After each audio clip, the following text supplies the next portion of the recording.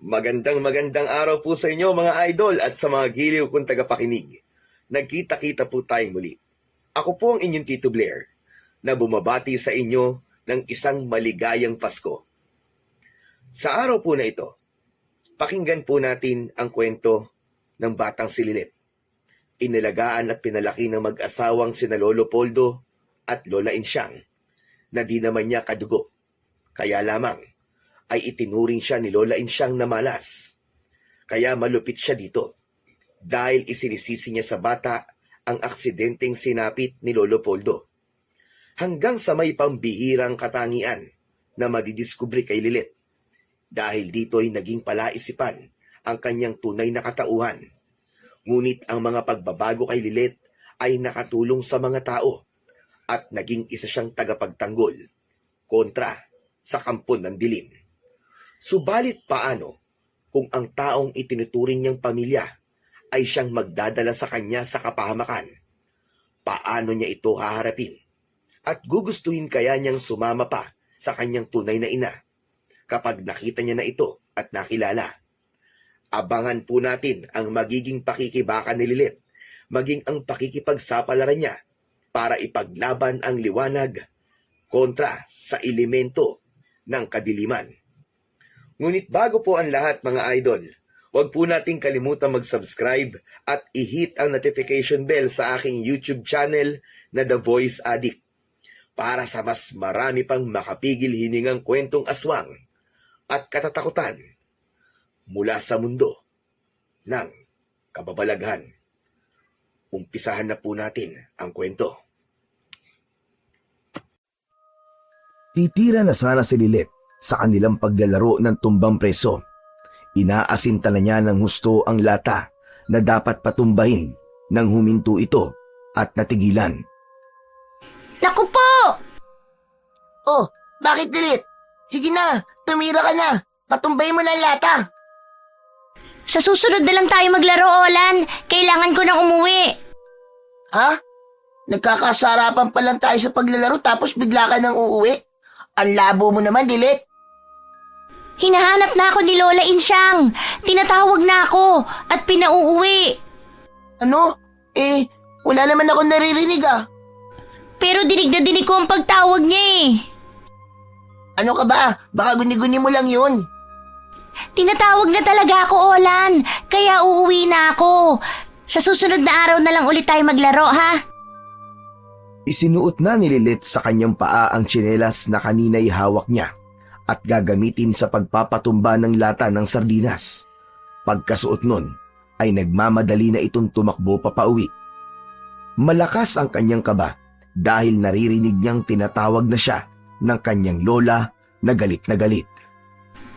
Naku po, tiyak lagot na naman ako nito kay Lola Insyang. Alam kong nagagalit na siya. Ano kayang sasabihin kong dahilan? Kasi naman si Olan niyaya pa ako maglaro ng tumbang preso. At malapit na sa bahay si Lilet, ay kitang-kita niya sa may pintuan ang kanyang Lola Insyang na may hawak na patpat. Agad kinabahan ang bata dahil alam niyang gagamitin yun ng kanyang lola para ipangpalo sa kanya. Saan ka na naman ang galing, bata ka? Inutusan lang kita para umutang sa tindahan na. Inabot ka na ng mahigit 1 oras, hindi ka pa bumabalik. Pasensya na po, Lola. Kasi po Kwan? Ano? Gagawa ka pa ng dahilan? Magsisinungaling ka, ha? Ha? Oh, asan yung sardinas na ipinauutang ko sa'yo sa tindahan? Wala po. Kwan po kasi, ayaw nang magpautang ni Aling Trining. Mahaba na raw po kasi ang listahan natin. Wala ka nang dalang sardinas, naglalakwat tsaka panglintik ang bata ka. Halika nga rito sa loob. Hala, pasok! Pasok!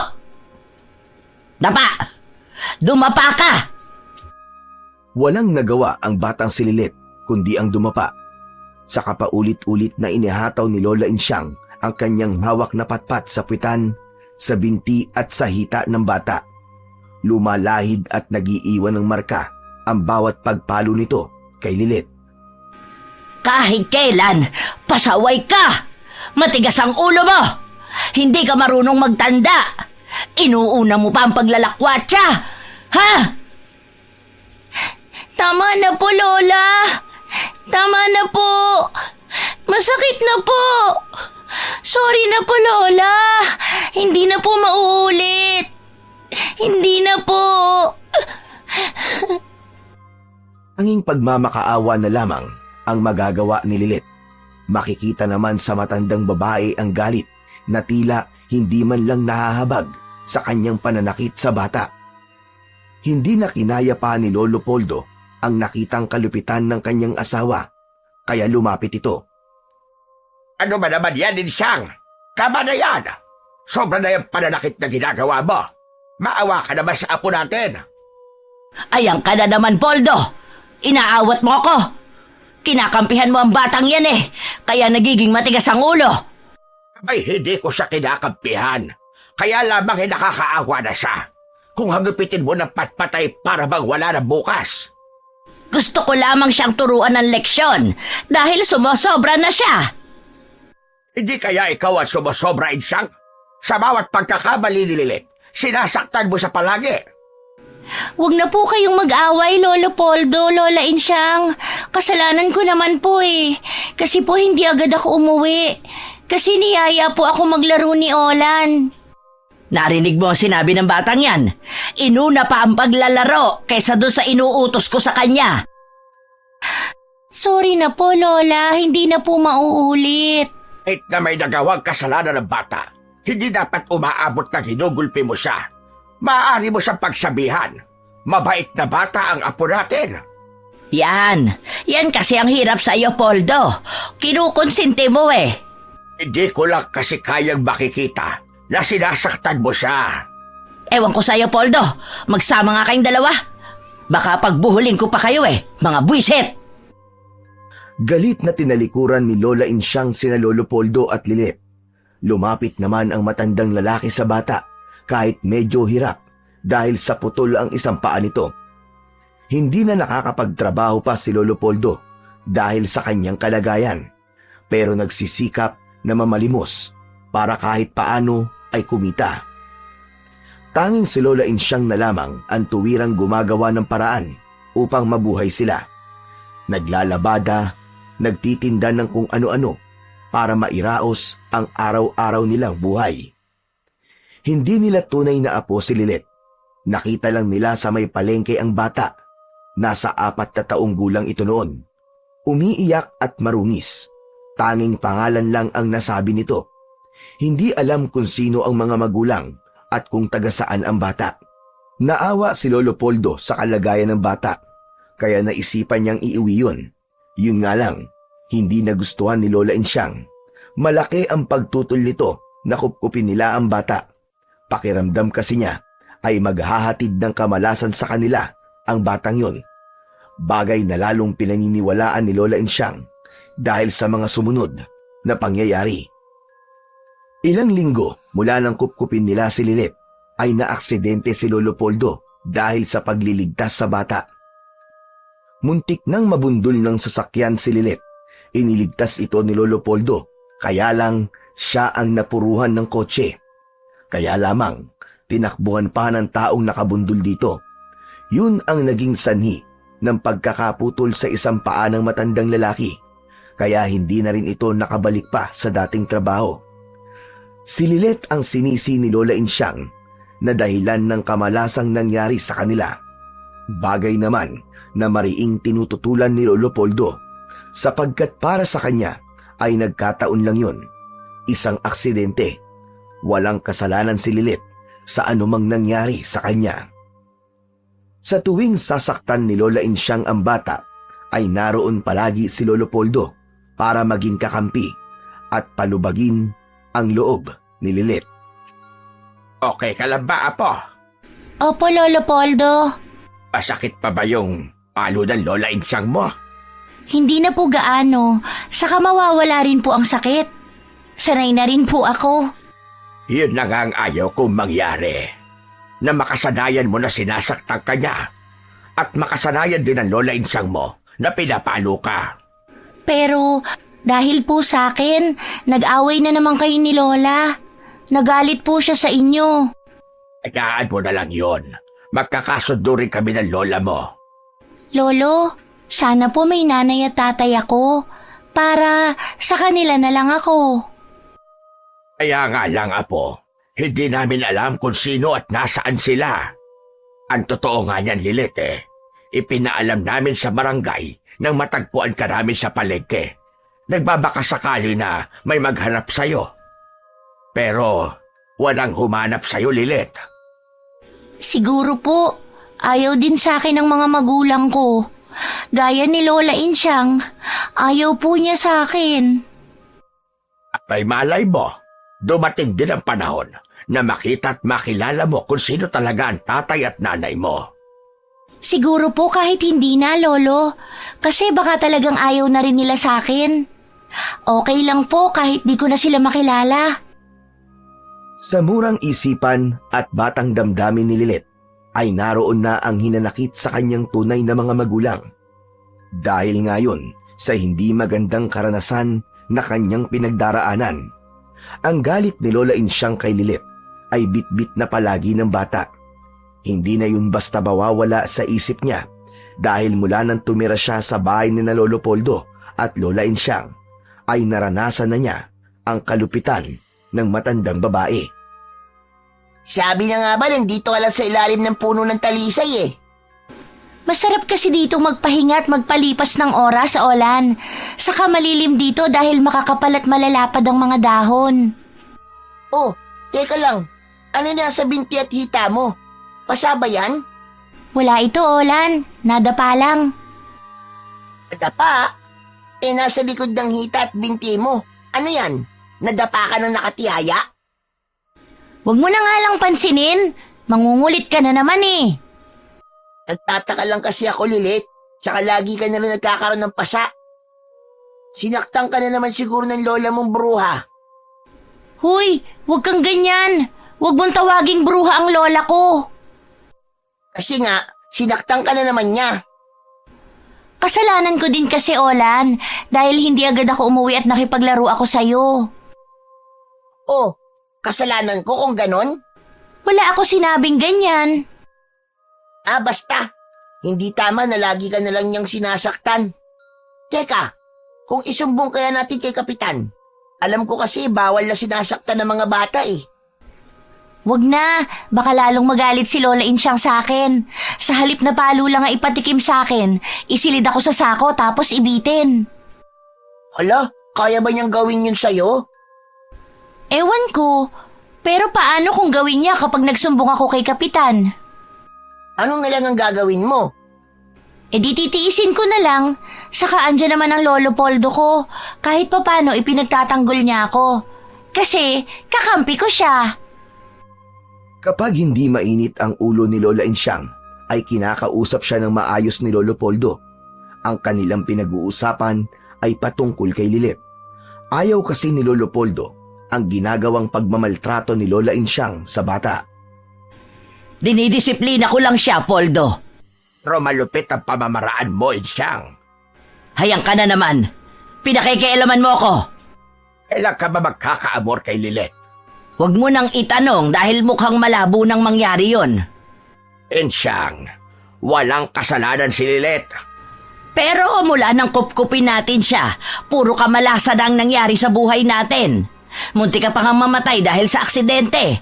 Dahil yun sa pagliligtas mo sa buhay niya. Iniiwas mo siya ng muntik na siyang mabundol ng kotse. Pero ikaw ang napuruhan. Kaya tingnan mo nga ang sinapit mo. Iisa na lang ang paa mo. Apay, Insyang, nagkataon lang yon. Puro ka nagkataon. Ang sabihin mo talagang malas ang batang yan. Kaya nga hindi kita maintindihan bakit gustong gusto mo pa rin siyang kasama. Samantalang perwisyo lang ang dala sa atin. Sadyang sarado na yata ang isipan ni Insyang pagdating kay Lilit. Hindi na rin ito makumbinsi at mapaliwanagan ni Poldo upang hayaan na lang ang bata at huwag nang pagmalupitan pa. Upang hindi maging pabigat si Lolo Poldo, ay nagpapasama siya kay Lilit upang magtungo sa lansangan o kaya sa lugar na malapit sa simbahan. Doon ay nagpapalimos ang dalawa. Minsan maayos ang kita nila sa pamamalimos, kapag may mga taong mabubuting puso ang nagbibigay ng medyo malaking halaga. Sana po, marami tayong mapagpalimusan para hindi po magalit si Lola Insyang. O nga, Apo. Sinimulan na nilang pumesto sa gilid ng kalsada para magmakaawa at humingi ng tulong sa mga taong dumadaan. Upang mas maraming maiuwing pera ay lumalapit naman si Lilet sa ibang naglalakad at namamalimos din. Wala silang ibang hangad kundi ang makapag-uwi ng medyo malaking kita dahil nababawasan ang pagiging masungit ni Lola Insyang kapag nakakapag-abot sila ng pera ng kanyang Lolo Poldo. Minsan habang nagmemeryenda ang maglolo sa gilid ng kalye, nang makarinig sila ng nagkakandaingay dahil may isang bata na inatake ng kanyang sakit na epilepsy at nabagok ang ulo nito. Hindi malaman ng mga naroroon kung ano ang gagawin dahil hindi raw humihinga ang bata. Abay, saan ka pupunta, Apo? Titingnan ko lang po yung pinagkakaguluhan. Huwag ka na sumali pa ron, Apo. Baka mamaya kumapano ka.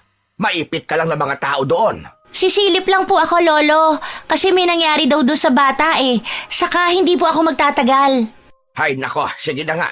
Pero saglit ka lang, ha? Saka wala ka namang maitutulong doon.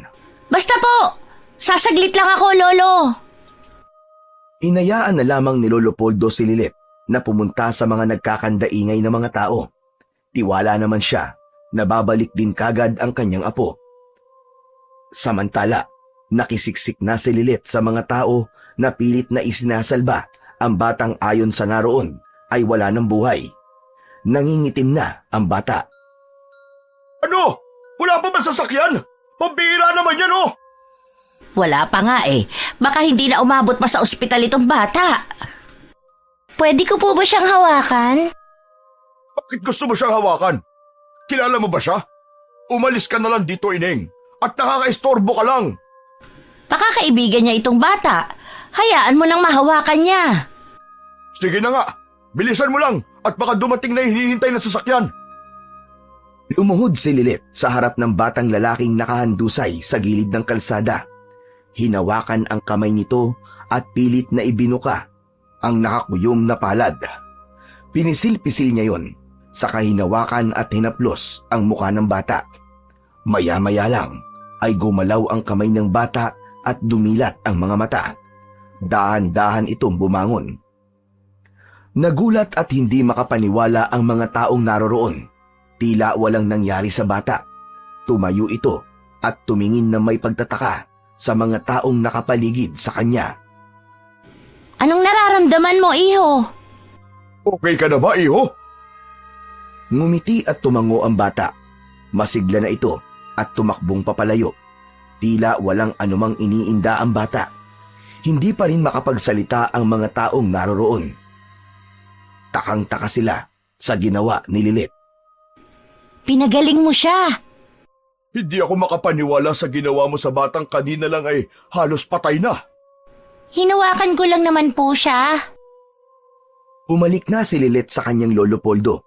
Nakasunod ang ilang mga tao at ipinaalam kay Lolo Poldo ang himalang ginawa ng bata. Ano bang kalokohan na sinasabi nyo? Totoo po yun.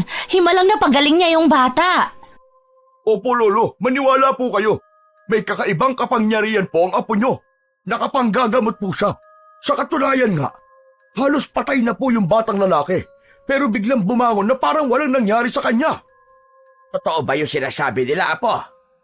Hinawakan ko lang naman po yung kamay nung bata kasi naaawa ako sa kanya. Pero bigla po siyang dumilat at tumayo. Kaya nga, may kapangyarihan siyang makapanggamot.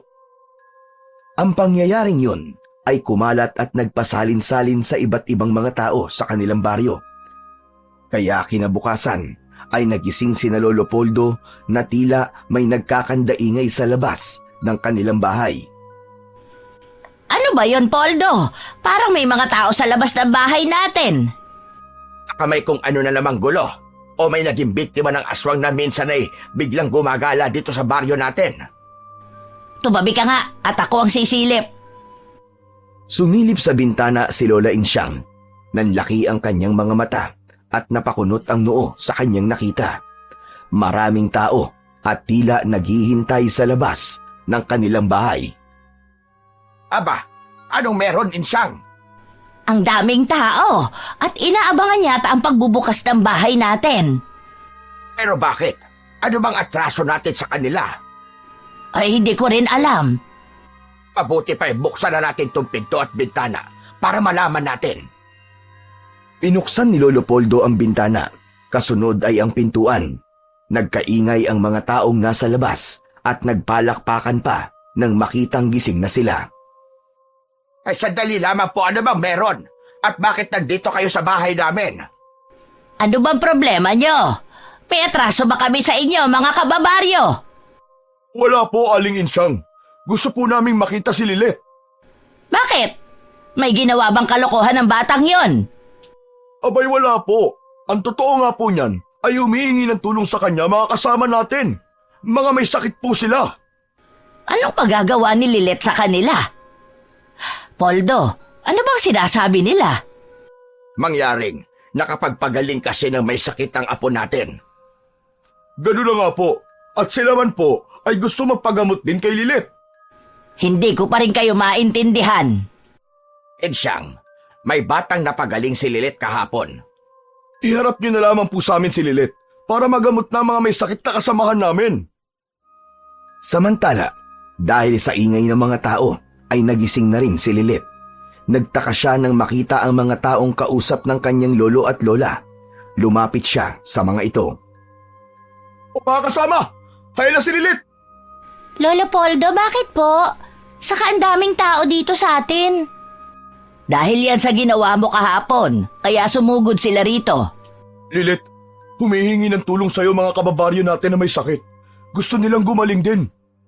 Pero, hindi po ako doktor. Nakita namin kung paano mo pinagaling yung batang halos patay na. Lolo, ano pong gagawin ko? Siguro, apo, pagbigyan mo na lang sila.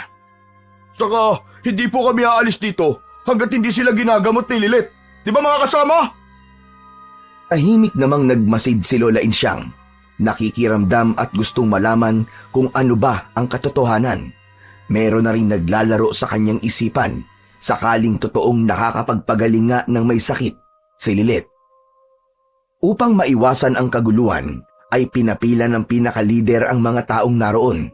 Dahil gaya nga ng sinabi nila, na hindi sila aalis hanggat hindi sila ginagamot ng bata. Kaya kahit labag sa loob ni Poldo, ay sinabihan na lang niya ang apo para gawin kung ano ang sinadya ng mga tao. Isa-isa nang lumapit ang mga taong may sakit kay Lilet. Gaya ng ginawa niya sa batang halos wala ng buhay sa kalye, ay hinawakan niya ang kamay ng bawat may sakit na lumalapit sa kanya. Maging ang parte ng katawan na may nararamdaman ay hinaplos at hinawakan ni Lilet. Hindi maipaliwanag ng mga may sakit na naroon ang kanilang nararamdaman. Agad ay gumagaan ang kanilang pakiramdam at nawawala ang sakit na kanilang nararamdaman. Nakita nila Lolo Poldo at Lola Insyang ang mga pangyayaring yun. Hindi sila makapaniwala sa nagagawang yun ng kanilang apo. Totoong nakakapagpagalingan ng may sakit si Lilet. Totoo nga pala, Poldo. Nakapagpapagaling siya ng may sakit. Hindi rin ako makapaniwala sa nangyayaring ito. Matagal na nating kasama ang batang yan. Ngayon lang lumabas ang ganyang kakayahan niya. Kinakabahan tuloy ako, Insyang. Ano bang kinakabahan ng sinasabi mo, Poldo? Biyaya ang dala ni Lilet. Bay, anong ibig mong sabihin? Giginhawa na ang buhay natin. Ano? Hindi mo ba naiisip ang naiisip ko, Poldo? O nagtatanga-tangahan ka lang? Pagkakakitaan mo ang panggagamot ni Lilet? Natural. Hindi naman pwedeng libre lang yan. Mapapagod ang bata, maiistorbo tayo.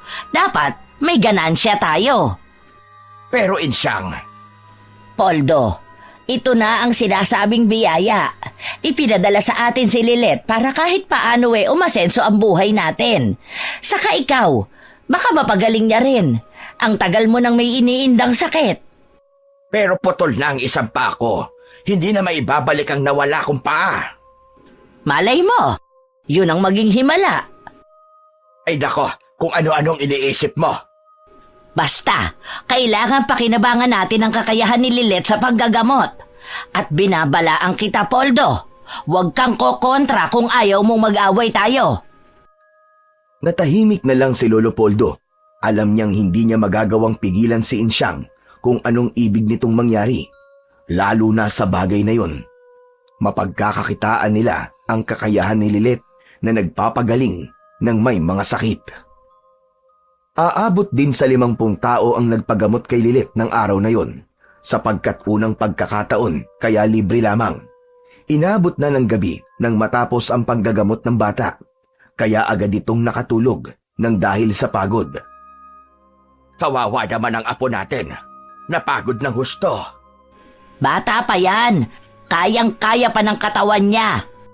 Seryoso ka ba sa sinabi mo, Insyang? Anong akala mo sa akin? Nagbibiro lang? Baka kasi makasama yun kay Lilet. Negatibo ka kasi. Hindi pa man, nag-iisip ka na agad ng hindi maganda. Iniisip ko lang naman ang kapakanan ng bata. Yung kapakanan natin, hindi mo iniisip. Oy, Poldo, kailangan makabawi tayo sa ginawa nating pag-aalaga sa kanya. Kaya gusto mong pagkakitaan natin siya. Makikinabang din siya, Poldo. Hindi ko na siya uutusang mangutang ng sardinas sa tindahan. Hindi na rin kayo mamamali mo sa kalye, kundi mismong pera na ang lalapit sa atin dahil magpapagamot sila kay Lilet. Sa dami ng taong may sakit ngayon at ang iba'y gustong makatipid, tiyak kay Lilet lalapit. Magkano naman ang magiging singil mo? Baka naman isipin nila na masyado tayong switek. Kaya donasyon lamang ang hihingi natin. Kung magkano ang kaya nila.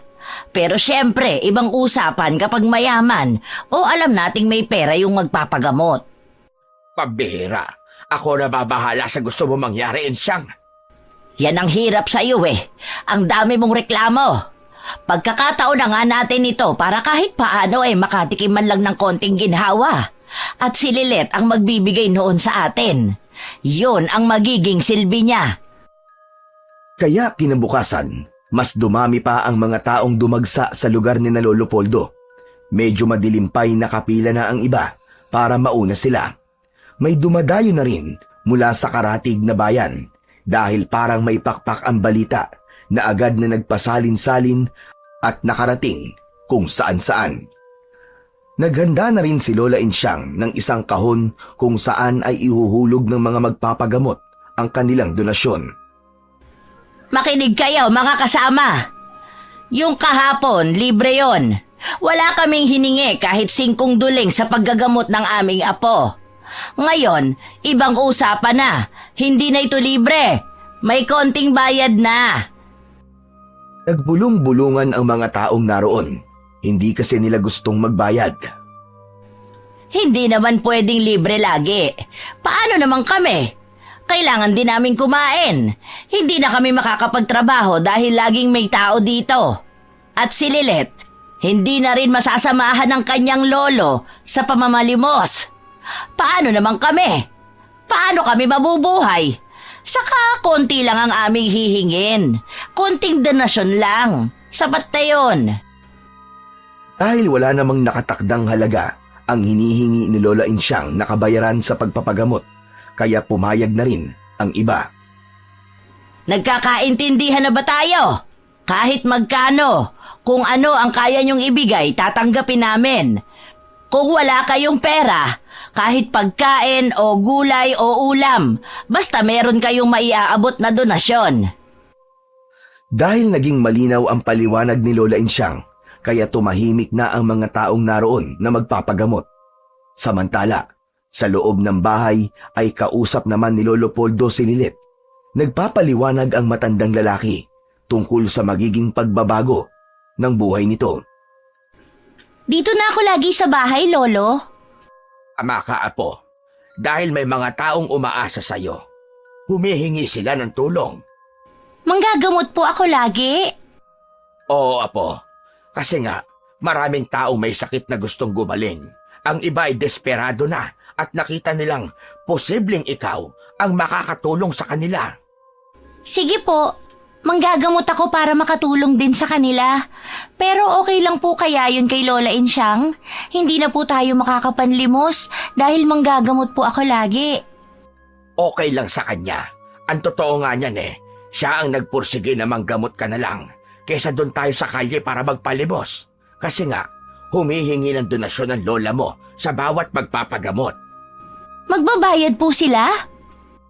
Oo, Lilet. Pero donasyon lang naman. Maliit na halaga lang. Kasi nga, hindi na tayo makakapagtrabaho kung manggagamot ka palagi. Paano tayo mabubuhay? Anong ipambibili natin ng pagkain natin? Oo nga po, kawawa naman tayo kung wala tayong makakain. Kaya sige po, payag po ako na manghingi si Lola Insyang ng donasyon. Basta po, wag masyadong mahal. Sa murang isipan ni Lilet ay alam na niya ang kapos nilang kalagayan, kaya nauunawaan niya ang tungkol sa bagay na yun. Upang hindi gaanong mapagod ang bata, ay nagsisimula ang panggagamot ni Lilet ng 7 ng umaga at matatapos ito ng 6 ng hapon. Hindi nahihigit pa roon. Ayaw din nilang sagarin ang enerhiya ni Lilet dahil mahirap kung ito naman ang magkasakit o manghina. Subalit makikita na tila hindi iniinda ni Lilet ang pagod at hirap. Abot tenga naman ang ngiti ni Lola Insyang nang makita ang laman ng kahon na pinaglalagyan ng donasyon. Maliit na halaga man ang ibinibigay ng iba, pero dahil sa dami ng tao na halos lahat ay may ibinibigay na donasyon, kaya malaking halaga rin ang kanilang nalilikom. Ay, kapag sinuswerte ka nga naman, ang saya nito, ang daming pera. Kadalagay, mapunta sa tama ang perang yan, Insyang. May laman yata yung binitiwan mong salita, Poldo. Nagpapaalala lamang ako dahil alam natin pareho kung paano yan dumating sa atin. Pinagpaguran at pinaghirapan yan ni Lilet. Tama ka, at dapat din nating pakinabangan. Ano kaya kung magtabi tayo para makapagpatayo ng isang kapilya dito sa baryo natin? Ano ba yung kalokohang sinasabi mo, Poldo? Insyang, kailangan yun dito sa lugar natin para makatulong din tayo sa mga kababaryo natin na maging malapit sila sa Diyos. Ewan ko ba sa'yo kung ano-ano agad ang iniisip mo? Ngayon pa nga lang tayo nag-uumpisang makahawak ng malaki-laking pera Tapos gusto mo may makakahati agad tayo. Isip ko lang naman. Pabayaan mo na lang muna ako, Poldo. Saka ngayon lang tayo makakabawi sa gastos natin kay Lilet. Kaya dapat ma-enjoy natin ang pera. Hindi na ipinilit pa ni Lolo Poldo ang kanyang suwestyon dahil hindi rin naman uubra ang gusto niya. Mahirap kontrahin si Lola Insyang. Ayaw rin ng matandang lalaki na makipag-argumento pa sapagkat wala rin niyo kahihinatnan. Masusunod pa rin ang gusto ng kanyang asawa. Nakakapagod ang maghapong lumipas dahil sa dami ng mga taong pumila upang magpagamot kay Lilet. Nakapaghapunan na si Lilet at ang kanyang lolo at lola. Kausap ni Lolo Poldo ang apo, samantalang si Lola Insyang naman ay abala sa pagbibilang ng perang naging donasyon sa maghapong lumipas. Okay ka lang ba, apo? Opo, Lolo Poldo. Napagod ka ba? Konti lang po. O sige na, matulog ka na para makapagpahinga ka.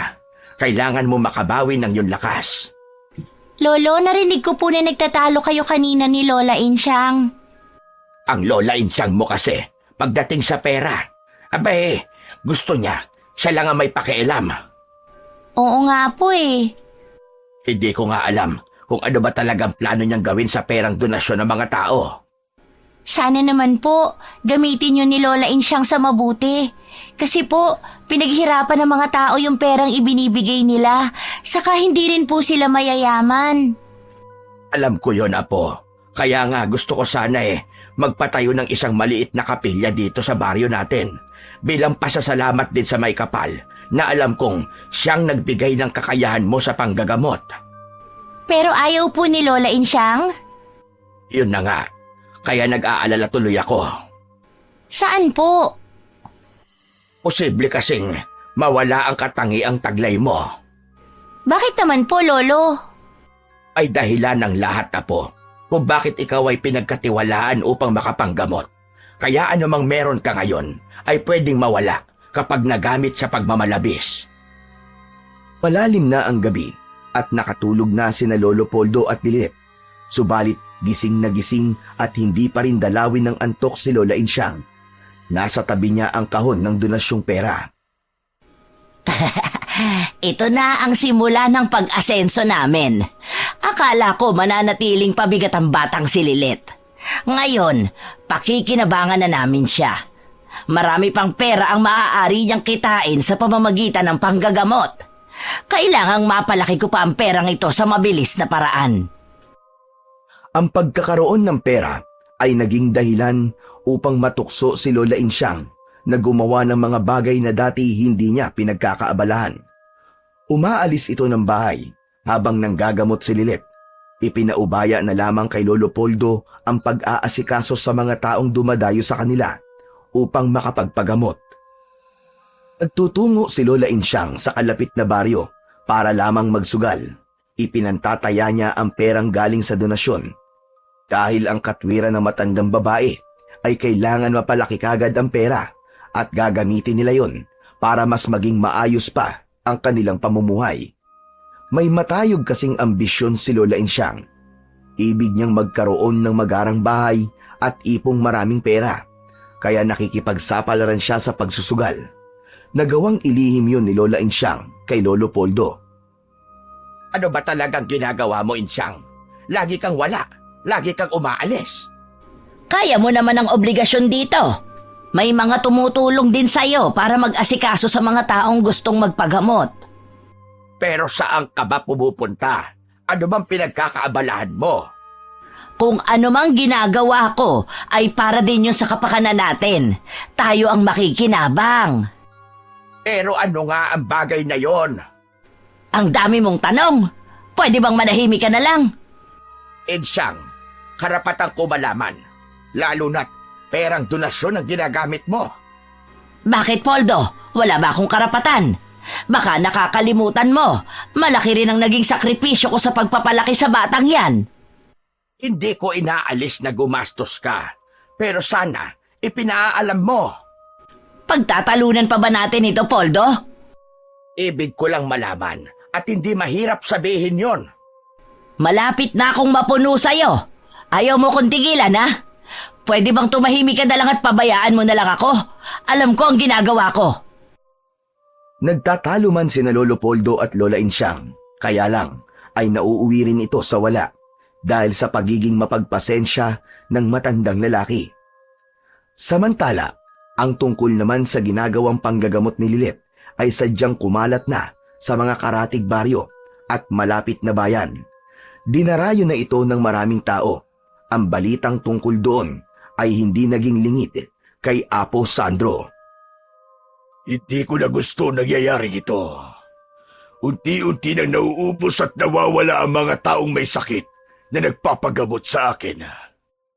Dahil mas gusto nilang subukan ang galing na napapabalitang mahusay na maggagamot. Isa pala itong bata. Hindi pangkaraniwan ng pagkakaroon ng isang batang may pambihirang kakayahan para makapagpagaling ng sakit. Dahil sa pagpunta nila sa batang yon, maging ang misyon ko ay nahahadlangan niya. Hindi ko na nagagawa ang aking tungkulin. Hindi yun ikinatutuwa ng aking Panginoon. Isa sa dinarayong manggagamot si Apo Sandro dahil may mga makapagpapatunay na mahusay ito. Kaya nga lang, dahil kay Lilet ay naaagawan na siya ng mga taong nagpapagamot sa kanya. Yun nga lamang, bukod sa panggagamot sa mga may sakit, ay may iba pang dahilan ang gawain yun ni Apo Sandro. Dahil ang kanyang ginagawa ay bahagi lang ng kanyang tungkulin. Siya ang pinagkatiwalaan ng Panginoon ng kadiliman upang baguhin ang paniniwala ng mga tao. Sangkap ng kanyang panggagamot ang palakasin ang puwersa ng kadiliman. May mga ginagamit siyang orasyon at bulong upang maging kampon ng dilim ang mga taong kanyang ginagamot. Ang mga taong ito ay magiging aswang din sa takdang panahon sa pamamagitan ng pagpapasa ng pagkaaswang sa pamamagitan ng panggagamot niya. Kaya pamumugaran ng mga elemento ng dilim ang baryo sa darating na mga araw. Kaya hindi dapat mawala ang mga taong nagkakasakit at magpapagamot sa akin. Dahil mawawala ang silbi ko. Kaya ngayon pa lang ay dapat na akong kumilos. Kinabukasan, muli ay magiging abala sa panggagamot si Lilet. Maaga pa ay naihanda na ni Lolo Poldo ang mga kailangan para sa pagharap ng bata sa mga taong gagamutin. Nakabantay na kagad si Lola Insyang sa kahon ng donasyon. Bantay sarado siya sa mga taong magpapagamot. Kailangan may maihulog ang mga ito, bagamat walang takdang halaga. Wala nang libre sa panahon ngayon. Hindi naman kami humihingi ng malaking halaga. Konting donasyon lang. Nauunawaan naman ng mga taong nagpapagamot ang bagay na yon. Dahil nga kung sa doktor sila lalapit, wala pang gamot, kundi konsultasyon pa lamang, ay magbabayad na sila. Samantalang kay Lilet, diretsong panggagamot na ang ginagawa at sigurado pa ang paggaling ng pasyente. Maraming tao na ang nag-aabang, naghihintay na tawagin ang hawak na numero upang gamutin ni Lilet. Mahabang oras na ang ipinaghintay ng mga ibang naroon sa pila na mula pa sa iba't ibang baryo at bayan. Subalit ang araw na yon ay hindi pala magiging payapa sa mga taong nakapila upang magpagamot dahil mula sa kung saan ay may umataking masasamang nilalang. Hapon pa lamang noon, hindi pa kumakagat ang dilim, subalit may grupo ng mga aswang ang dumating at ginulo ang mga taong magpapagamot. Nagkagulo ang mga tao at hindi alam ang gagawin. Ang mga may sakit ay nagkanya-kanya ng tago, samantalang ang ibang tao naman na may kasamang may sakit ay nagkanya-kanyang hagilap ng bagay na maaaring gamitin upang harapin ang umaataking mga aswang. Saglit na nahinto sa paggagamot si Lilet nang makarinig ng kaguluhan mula sa labas ng kanilang bahay. Lolo, ano pong nangyayari? Ay sumasalakay na aswang, apo. Aswang po? Hindi ko nga alam. Biglang-bigla ay sinalakay ng aswang ang ating baryo. Lolo, baka po maraming mapahamak. May mga kalalakihan ang humaharap sa mga aswang, apo. Baka kailangan po nila ng tulong. Apo, hindi mo kaya mga aswang na yon. Ang kaya mong gawin ay gumamot, hindi ang lumaban sa mga aswang. Pero Lolo, may iba po akong pakiramdam ngayon. Anong ibig mong sabihin, apo? Bago pa sagutin ni Lilet ang tanong ng kanyang lolo, ay nagmamadali itong lumabas ng bahay at pinuntahan ang mga taong nakikipaglaban sa mga aswang. Lilet, anong ginagawa mo? Bakit ka lumabas ng bahay? Saan ka pupunta? Tutulong po ako, Lola Insyang. Anong tutulong ang sinasabi mo? Hoy! Bumalik ka rito! Hindi na pinakinggan pa ni Lilet ang pagtawag ng kanyang Lola Insyang at nagpatuloy ito sa kanyang nais na gawin. Kitang-kita ni Lilet kung paano makipaglaban ang mga kalalakihan sa umaataking mga aswang. Hirap ang mga ito. Sugatan na rin ang katawan ng iba dahil sa mga kalmot ng aswang. Kaya ang unang ginawa ng bata ay hinawakan ang mga kalalakihan na nanghihina dahil sa sugat na natamo mula sa mga aswang. Tila isang himala at hiwaga na sa bawat paghawak ni Lilet sa parte ng katawan ng mga lalaking may sugat at nanghihina ay humihilom ang mga sugat nito. Nagiging mas malakas at nagkakaroon ng bagong enerhiya. Sige po, Manong.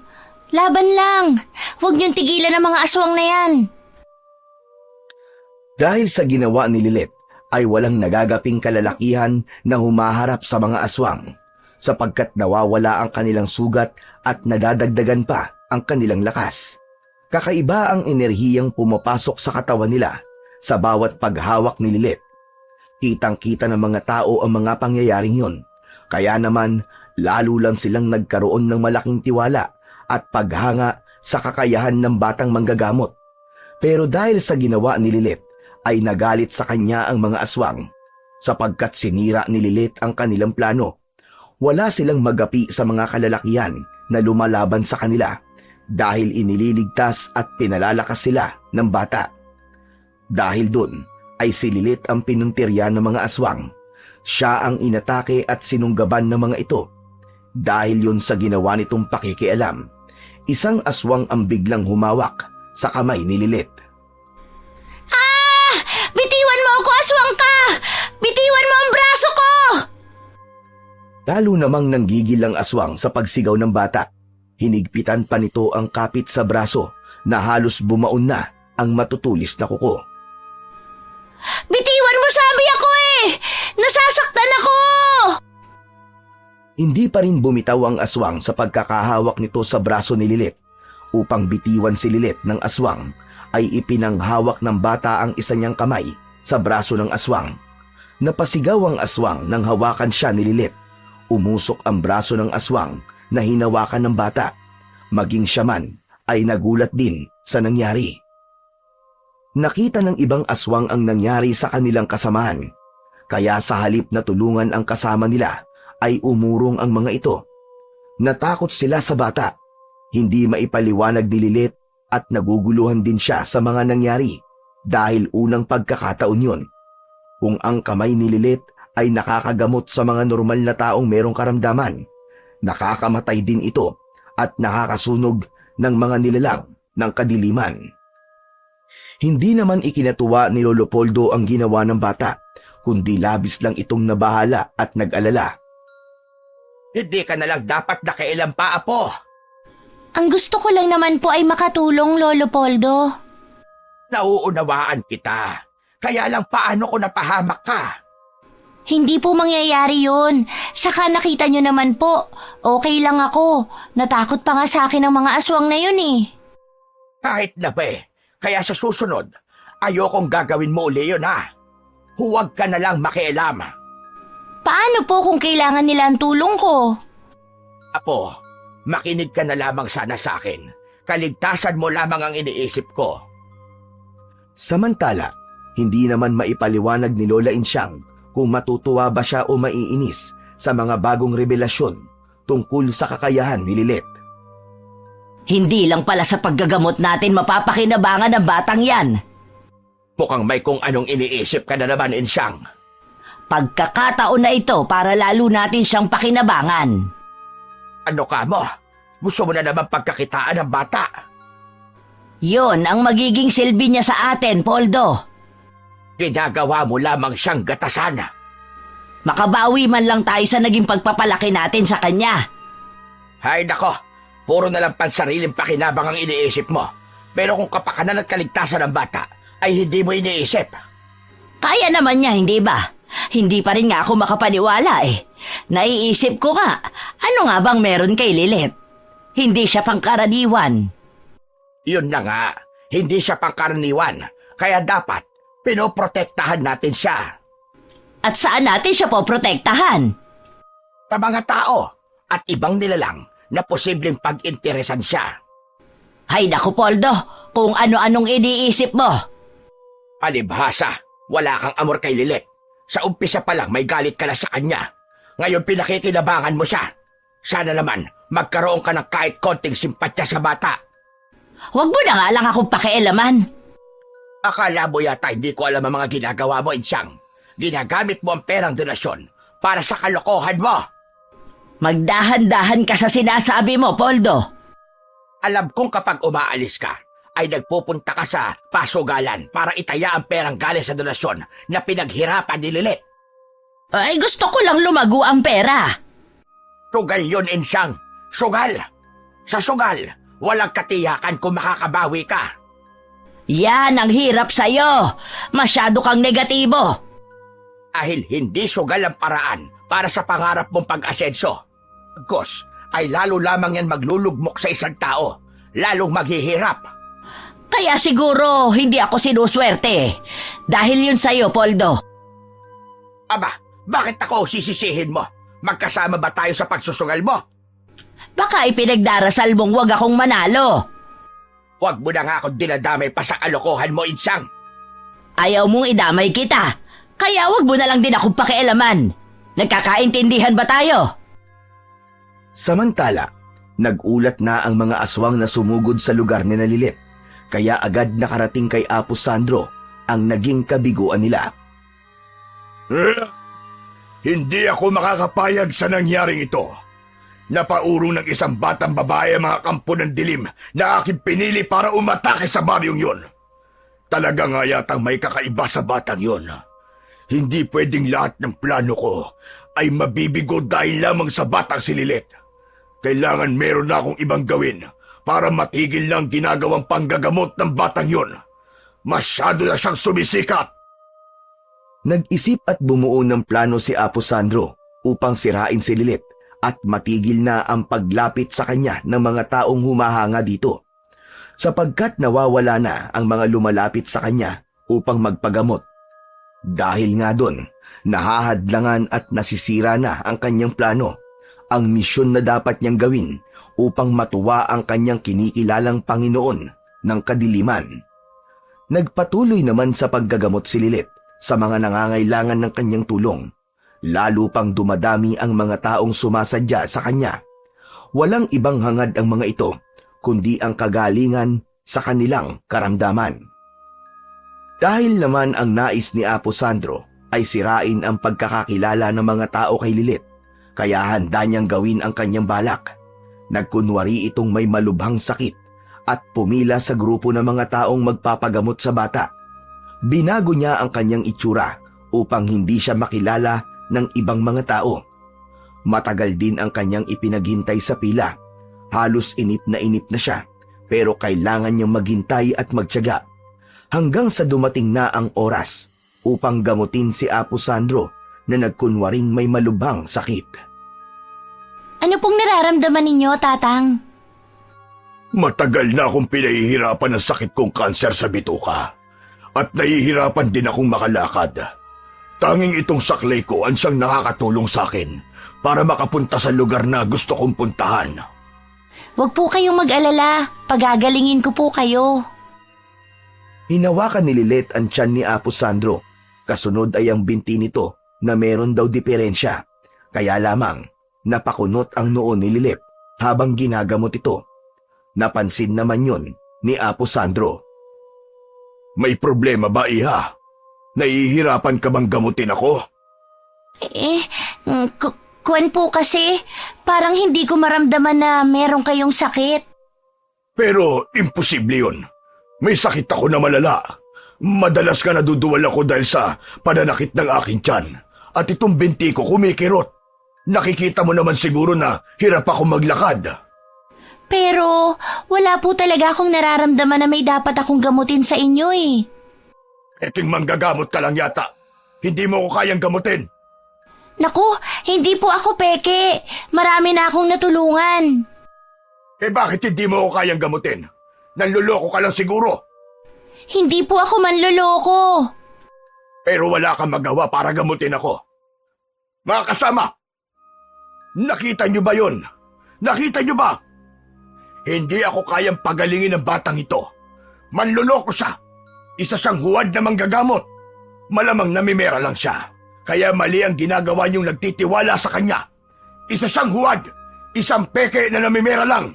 Donasyon lang niyo ang gusto nila. Pero wala naman talaga siyang kakayang magpagaling. Dahil sa mga sinabing yun ni Apo Sandro, ay tila nabahala ang mga taong naroon at ang iba ay naniwala agad sa kanilang mga narinig. Papayag ba kayong patuloy na niloloko ng batang ito? Paniniwalaan niyo pa ba siya? Ginagamit lang nila kayo para kumita sila na salapi. Dali lamang, Ginoo. Hindi totoo ang iyong sinasabi. Gumagawa ka lang ng kwento. Sinungaling ka. Paano ako magsisinungaling, Tatang? Harap-harapang sinabi ng apo nyo na hindi ako kayang pagalingin. Kasi nga, mga manloloko kayo. Ginagamit nyo ng itong kawawang bata. Lolo, siya po ang sinungaling. Mabuti pa'y umalis ka na lang dito kaysa gumawa ka pa ng eksena at pag-iskandalo. Poldo, ako na ang bahala sa kanya. Kaya dapat, itigil nyo na lang tong ginagawa nyong panloloko. Amang, tayo na lang ang mag-usap. Huwag ka nang mag-ingay pa rito dahil nakakaabala na kayo. Dahil sa eksenang ginawa na yun ni Apo Sandro, ang ibang pasyente ay nawalan na ng tiwala kay Lilit. Agad na pinaniwalaan ang mga sinabi nito. Ang pangyayaring yun ay iniyakan ng bata. Huwag ka nang umiyak, Apo. Alam nating mali ang lahat ng sinabi niya. Sinungaling po siya, Lolo. Oo, Apo, alam ko yon. Tayo ang mas nakakaalam ng katotohanan. Samantala, ganun na lamang ang kasiyahan ni Apo Sandro sa kanyang pag-uwi, sapagkat batid niya na sa kanyang ginawa ay napaniwala niya ang mga taong naroroon. Wala pa rin kakupas-kupas ang husay ko sa pag-arte. Tiyak maraming hindi babalik sa mga pasyenteng yon dahil wala na silang tiwala kay Lilit. Kaya sa akin sila pupunta upang magpagamot. May pagpapatuloy ko ng gawin ang aking misyon sa pamamagitan ng aking panggagamot at naipapasa ko sa mga tao ang pagiging aswang. Kaya sa pagsapit ng takdang panahon, lahat sila ay magiging kauri na namin. Wala na silang kawala. Hindi nila mamamalayan ang mga magiging pagbabago sa kanilang pagkatao. Nangyari nga ang nais ni Apo Sandro. Dahil ng mga sumunod na araw, ay nagulat na lang si Lilit at Lolo Poldo na halos wala nang pumipila upang magpagamot. Ikinalungkot naman yun ni Lilit na ang tanging hangad lamang ay ang makatulong sa mga tao sa baryo, lalo na sa mga mahihirap na may sakit. Ayaw na nila akong paniwalaan, Lolo Poldo. Napakabilis magbago ang kanilang isip dahil sa ginawa ng taong yon. Nasa tingin ko gusto lang talaga niya tayong guluhin. Sino po kaya siya? Bakit niya ginawa yun? Ngayon ko lang din siya nakita, Apo. Dahil nga sa ibinunga ng ginawa ni Apo Sandro, labis nitong ikinatuwa ang bagay na yon. Alam niyang malaking tulong yon para maipagpatuloy niya ang kanyang misyon, lalo na't dumating na rin ang sandaling pinakahihintay niya. Ikatlong pagbilog na ng buwan. Ito na ang takdang panahon na aking pinakahihintay. Ang mga taong dating nagpapagamot sa akin ay mapapasailalim na ng aking kapangyarihan. Sila man ay magiging alipin ko na at magkakaroon na ng bisa sa kanila ang ginawa kong orasyon nang magpagamot sila sa akin. Magbabago na sila ng kanilang nararamdaman. Unti-unti ay magiging kauri ko na sila. Magiging ganap na silang mga aswang. Kung kaya ang magiging pagbabagong yun ay inaabangan ng labis ni Apo Sandro, sapagkat yun na rin ang magiging hudyat upang mapadali ang pagpapatupad ng misyon. Samantala, sa bahay naman ni na Lolo Poldo ay kanina pa niya napapansin ang pagkabalisa ni Lola Insyang. Hindi ito mapalagay at naglalakad ng pabalik-balik. Pwede ba, Insyang? Maupo ka na nga. Nahihilo ko sa ginagawa mo. Ano ba nangyayari sa'yo? Anong ayos lang? Kanina ka pa riyan hindi mapakali. Ewan ko ba? Hindi ko rin maipaliwanag. Kaya nga, kumalma ka muna. Hindi pa nga pala tayo tapos ng pag-uusap, Poldo. Meron ba tayong dapat pag-usapan? Yung nangyari nung nakaraang araw. Hindi napagaling ni Lilit ang lalaking nagreklamo. Hay nako, drama niya lang yun. Ibig lang niyang siraan ang apo natin. Ay talagang ipinagtatanggol mo pa ang batang yan, ano? Dahil alam kong mali ang sinabi niya. Pero anong naging bunga? Iilan na lang ang bumalik para magpagamot dahil hindi na sila naniniwala sa kakayahan ni Lilit. Ngayon lang yan. Tiyak kung babalik din sila. Tiyakin mo dahil malaki ang mawawala sa atin. Ang kausap ni Lolo Poldo si Lola Insyang ay tila nanginig ang katawan ng matandang babae. Nagulat naman at nataranta si Lolo Poldo. Insyang! Insyang! Ano nangyayari sa'yo? Patuloy sa panginginig ang katawan ni Lola Insyang, kaya tinawag ni Lolo Poldo ang apo sa kwarto. Nagmamadaling lumabas ng silid si Lilit. Nagulat ang bata nang makita ang nangyayari sa kanyang lola. Lolo Poldo, bakit po nagkakaganyan si Lola? Hindi ko rin alam, Apo. Lilet, tulungan mo ang lola mo. Gamutin mo ang iyong lola. Opo, Lolo. Agad na lumapit si Lilit sa kanyang Lola Insyang. at hinawakan ang kamay nito upang gamutin. Napapitlag naman si Lilet. Napasigaw naman si Lola Insyang.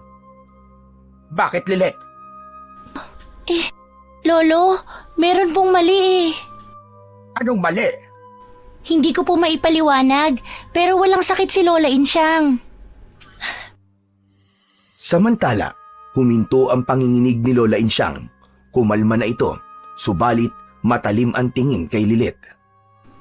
Pwede ba, Lilet? Umalis ka sa harap ko! Alis! Pero Lola Insyang... Narinig mo ba sinabi ko? Sabi ko, umalis ka! Insyang naman, ba't ka ba nagagalit sa bata? Wala siyang masamang ginagawa. Ang nais pa nga ng apo natin ay matulungan ka. Ayoko siyang makita. Napaiyak ang bata dahil sa ipinakitang galit ng kanyang Lola Insyang, kaya lumayo na lang ito at bumalik na sa kanyang kwarto. Nakita mo na? Nakita mo na, Insyang? Umiyak tuloy ang bata. Wala akong pakialam. Ano ba nangyari sa'yo kanina? Hindi ko rin alam, pero wag mo nang alalahanin. Dahil okay lang ako at wala akong sakit. Kailangan ko nga palang umalis. Saan ka naman pupunta? Kailangan ba lahat ng lakad ko sasabihin ko sa'yo, Poldo? Dahil asawa mo ko. Pero kung ayaw kong sabihin, wala kang magagawa. Kaya pwede ba manahimik ka na lang at wag mo akong pakialaman? Ang pag-alis na yun ni Lola Insyang ay may kinalaman sa nangyari sa kanyang panginginig at pangingisay. Dahil pakiwari niya ay may kung anong tinig siyang naririnig at niyayaya siyang puntahan ang pinagmumulan ng tinig na yon. Hindi ko kayang pigilan itong nararamdaman ko. May humihila sa akin. Dahil hindi kayang labanan ang nararamdaman, may kung anong enerhiya na humihila kay Lola Insyang, kaya sinunod na lang yon ng matanda. May naririnig din siyang tinig na siya lang ang nakakarinig. Yun ang sinundan ni Lola Insyang. Ang dilim ng gabi ay binabagtas ni Lola Insyang. 100 yun sa kinaroroonan ng tinig na kanyang naririnig sa kanyang isipan. Wala namang kamalay-malay sila Lolo Poldo at Lilet sa nangyayaring yun kay Lola Insyang. Sino pong tinatanaw niyo, Lolo? Ang lola mo, apo. Kanina pa siya wala. Uuwi din po yun. Gabi na kasi. Baka kumapado siya. Lolo, may itatanong lang po sana ako. Bakit po ba laging galit sa akin si Lola Insyang? Ayaw na ayaw niya sa akin. Huwag mo na laman siyang pansinin, apo. Kung ayaw man sa'yo ng Lola Insyang mo, andito naman ako. At mahal na mahal kita, apo. Salamat po, Lolo. Pero Lolo, bakit po kaya kung ano-anong nangyayari sa akin? Alam ko po na hindi niyo ako tunay na apo. Pero ano po ba talaga ako? Bakit mo naman naitanong yan, Lilet? Nagtataka lang po ako. Kasi po, hindi ako katulad ng ibang bata. Maraming kakaiba sa akin. May mga kakayahan ako na wala sa ibang bata. Naiisip ko tuloy na hindi ako normal. Pero kung hindi niyo ako katulad, ano po ba ako? Apo, hindi ko rin kayang sagutin ang tanong mong yan. Pero alam kong darating din ang takdang panahon na mabibigyan ng katugunan ang mga ipinagtataka mo. Kailan po yun? Kasi po, gusto ko na ring malaman ng totoo tungkol sa pagkatao ko. Natatakot na rin po kasi ako Ano namang ikinakatakot mo, apo? Na dahil kakaiba ako, baka may mangyaring hindi maganda at madamay kayo ni Lola Insyang. May kung anong naramdaman si Lolo Poldo sa sinabi ni Lilet dahil iniisip ng bata ang kanilang kapakanan at kaligtasan. Ayaw nitong maging sila ay malagay sa panganib dahil sa pagkakaroon nito ng kakaibang katauhan. Samantala, nakarating naman na si Lola Insyang sa lugar na pinagmumulan ng tinig na tanging siya lamang ang nakakarinig. Hindi lang siya nag-iisa, kundi marami sila na tinahak ang dilim ng gabi upang sundan ang pagtawag sa kanila. Nagtitipon sila sa isang lugar na tila bulwagan. Pagkatapos ng ilang minutong paghihintay, ay lumabas mula sa isang nakasarang kwarto ang isang nilalang na siyang pinakapinuno ng grupong yun. Siya ay walang iba kundi si Apo Sandro, ang nagmamay-ari ng tinig na tumatawag kay Lola Insyang at naririnig sa kanyang isipan. Kasama niya roon ang iba pa. Maraming salamat sa inyong pagtugon, mga kasama. Hindi magkakakilala ang mga taong naroroon, subalit tila nagkakaisa sila ng isipan at layunin. Walang nag-uusap, kundi lahat ay nakikinig sa ipinapahiwatig ni Apo Sandro. Ito na ang pinakahihintay kong sandali, mga kasama. Kaya makinig kayong mabuti sa akin. Matamang nakikinig ang mga taong nagkakatipon. Ako si Apo Sandro, ang inyong pinuno na dapat niyong sundin. Kayo ang mga napili ko upang maging alagad. Mula kayo sa mga taong nagtiwala sa kakayahan ko nang magkaroon kayo ng sakit. At pinagaling ko kayo. Panggagamot ang naging paraan ni Apo Sandro upang madali niyang maparami ang lipi ng mga aswang. Ngayon na nga ang sandaling hinihintay ni Apo Sandro upang magkaroon na ng katuparan ang kanyang misyon. Isa si Lola Insyang sa naging pasyente na nagpagamot kay Apo Sandro, kaya kasama ito sa mga taong nasalinan ng pagiging aswang. Dahilan din kung bakit lalong naging masama ang ugali nito. Magmula sa mga araw na ito, magiging ganap na ang pagiging alipin nyo.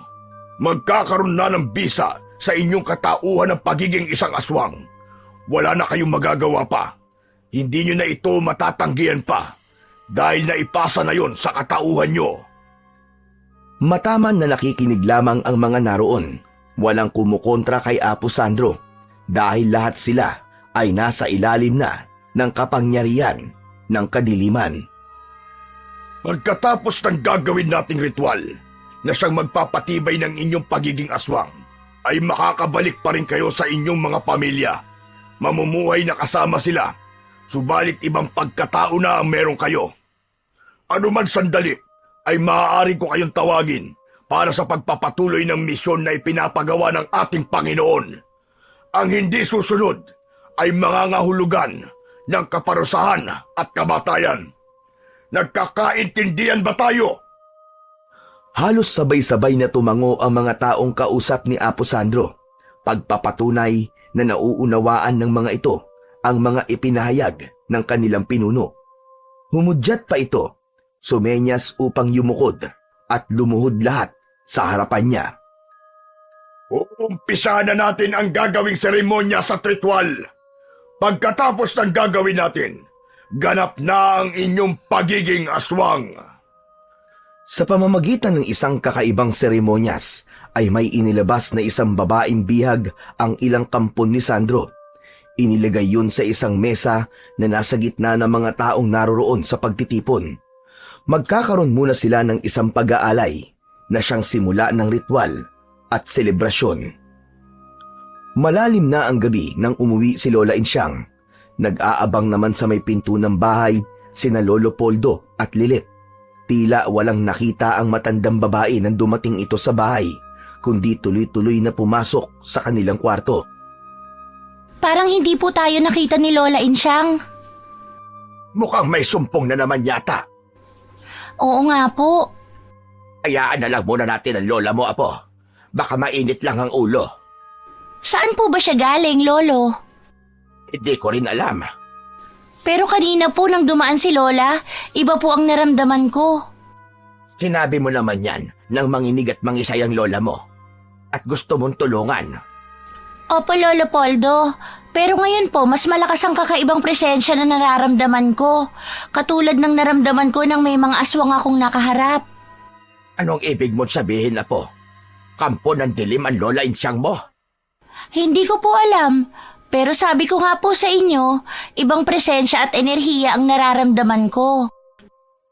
Sa kwarto na kinaroroonan ni Lola Insyang ay may kakaiba rin itong nararamdaman. Hindi maganda ang pakiramdam ko kay Lilet. Delikado ako sa kanya. Kailangan ako makagawa ng paraan. Hindi maaaring kasama ko siya rito sa bahay. Kinabukasan ay nagpakita ng pagkagiliw si Lola Insyang kay Lilet, bagay na hindi naman niya dating ginagawa. Ano ka mo? Isasama mo si Lilet? Oo, Poldo. Saan mo siya dadalhin?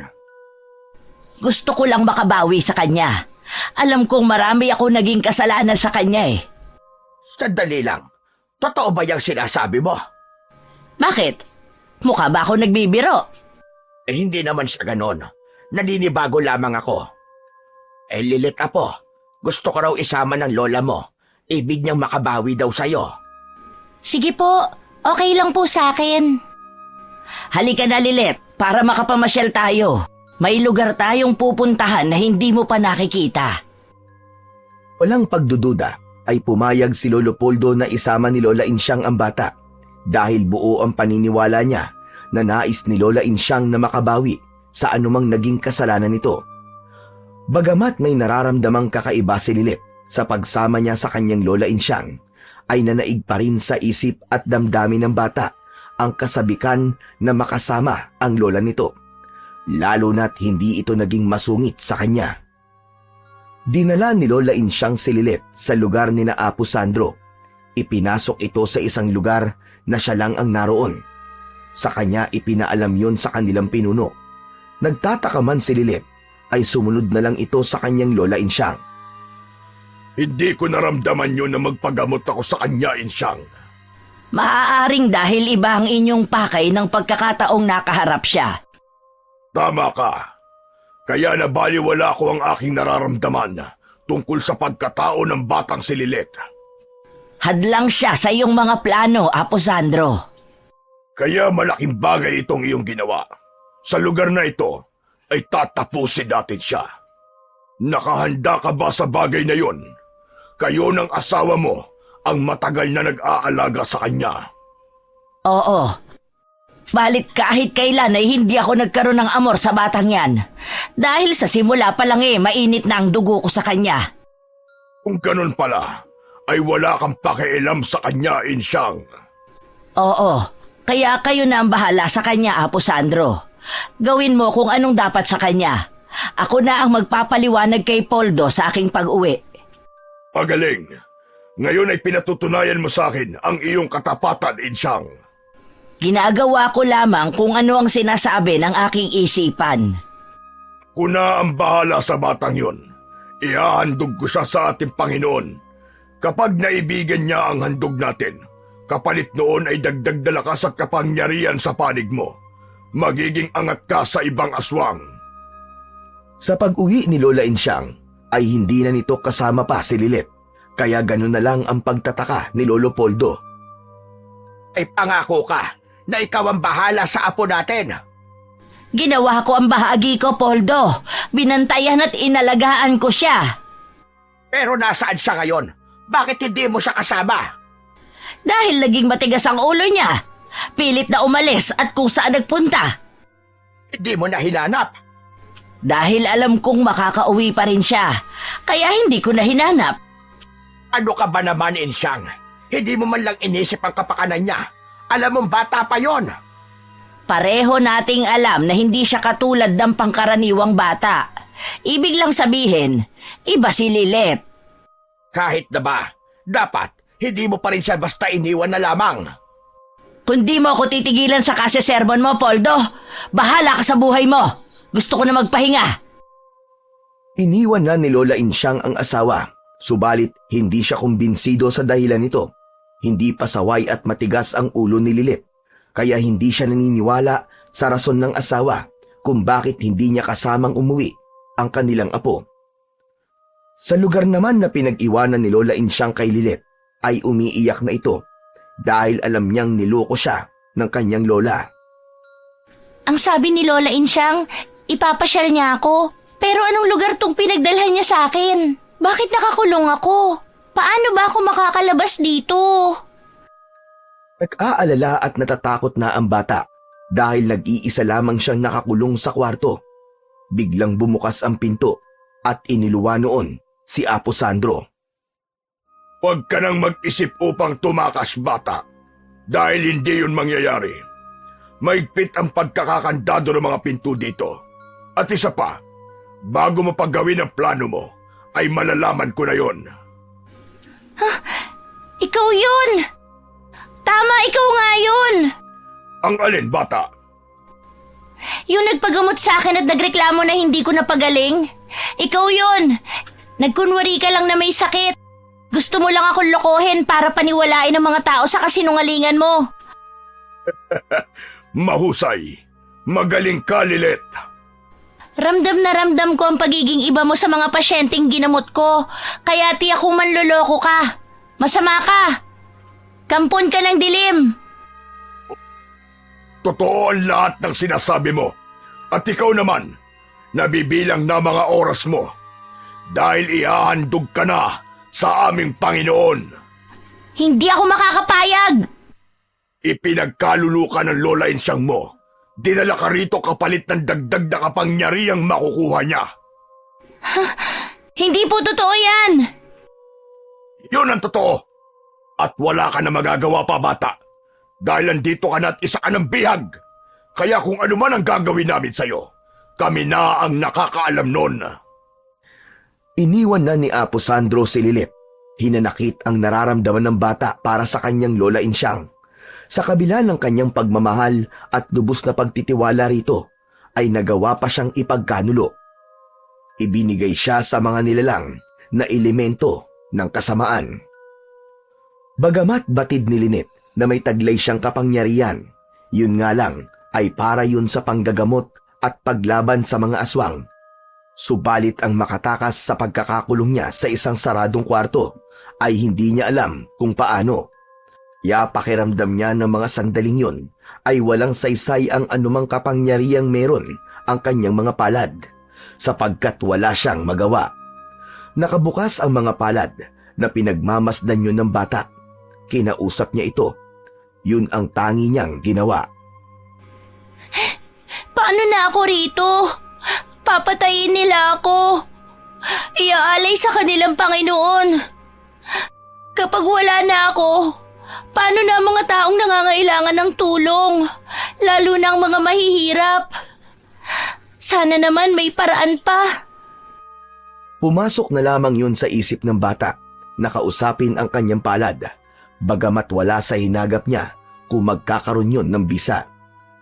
Pagkaraang kausapin ni Lilet ang kanyang palad, ay may pumasok na makapal na usok sa kwartong kinaroroonan nito. Ipinagtaka naman yun ng bata. Saan galing ang makapal na usok na ito? Bakit pumasok sa kwartong to? Bagamat makapal ang usok na pumasok sa kinaroroonan ni Lilet, ay wala yung masamang epekto sa kanya. Hindi siya nauubo, kahit panalalanghap yun, kundi tila ba nagbigay pa ng kakaibang enerhiya ang usok sa kanya. Hanggang sa ang makapal na usok ay lumikha ng imahe, naging isang hugis tao at pagkadakay naging anyo ng isang babae. Nasindak si Lilet sa kanyang nasaksihan. Sino ka? Anong kailangan mo sa akin? Ikaw ang usok na pumasok dito sa kwarto. Oo, Lilet. Nagpakita ako sa'yo dahil kailangan mo ng tulong. Kilala mo ako? Kilalang kilala at lagi kitang sinusubaybayan. Ngayon nga ay alam kong nasa panganib ka. Sino ka ba? Ako si Mara, isang bathaluman, na siyang iyong ina. Ina kita? Oo, subalit hindi kita maaaring makasama, anak. Kaya nasa mundo ka ng mga tao at ako naman nasa lugar kung saan ako dapat manatili. Bakit hindi po ako maaaring sumama sa inyo? Mahirap na walang ina. Tanging si Lolo Poldo lamang po ang nagmamahal sa akin. Dahil sa pagkakaroon mo ng dalawang katauhan, kalahating tao at kalahating bathala. Bathala? Oo, Lilet. Isang mortal ang iyong ama. Yun nga lang wala na siya. Namatay siya pagkaraang isilang kita. Yun kasi ang sumpa sa mga bathaluman na umiibig sa mortal. Namamatay ang lalaking kanilang minamahal. Dahil sa pagkakamali nyo, ako ang nagdurusa at nakakaranas ng sumpa. Ako ang siyang naghihirap. Kaya humihingi ako ng tawad sa iyo, anak. Sana pala hindi ka na lang nagpakita dahil lalo lang naging masakit sa akin na nalaman ko ang katotohanan. Anak ako ng isang bathaluman, samantalang kahabag-habag ang aking kalagayan. Huwag sanang sumama ang loob mo, anak. Dahil darating ang tamang pagkakataon para matuldukan ang iyong paghihirap. Kung ang nais mo'y manirahan din sa mundo, kung nasaan ako, mangyayari yon sa takdang panahon, sapagkat isa kang batang bathaluman. Kailan po yun? Kaming mga bathaluman ay dumarating din sa pagkakataong nagagawang isuko ang pagiging bathala. Kapag nangyari yun, maaari kong ilipat sa iyo ang aking katauhan. Ipapasa ko sa iyo ang aking espiritu. Sa ganong paraan ay magiging buo ka, anak. Mapupunan ang kalahati ng pagkatao mo na isang mortal. Magiging buo ang iyong pagiging bathala. Saka ka palang maaaring manirahan sa aming mundo. Maiiwan ko po si Lolo Poldo. Oo, subalit ang desisyon ay nasa iyo, Lilet. Ngunit sa ngayon ay huwag muna nating pag-usapan yun. Ang kailangan mo ngayon ay makaalis at makalaya sa pagkakabihag ni Apo Sandro. May masama siyang plano sa iyo. Isa pa'y maraming tao ang nangangailangan sa iyo, anak. May mga taong kailangan mo pang iligtas, lalo na ngayong umiiral na sa baryong kinalakihan mo ang kasamaan dahil sa pamamayani ng mga kampo ni Apo Sandro. Marami na sa mga taga-baryo ang nasa ilalim ng kanyang kapangyarihan at ganap ng aswang. Kailangan mong hadlangan ang gagawin nilang paghahasik ng lagim at pagsakop sa bayang ito. Sige po, Inang Bathaluman. Susundin ko kung ano ang mas nararapat kong gawin. Salamat, anak. Dahil hindi rin ako papayag na umiral at mamayani ang kasamaan. Biglang naging usok ang bathaluman. Lumabas na yun ng kwarto, subalit may bahagi ng usok ang naiwan sa loob ng kwarto at pumasok yun sa katawan ni Lilet.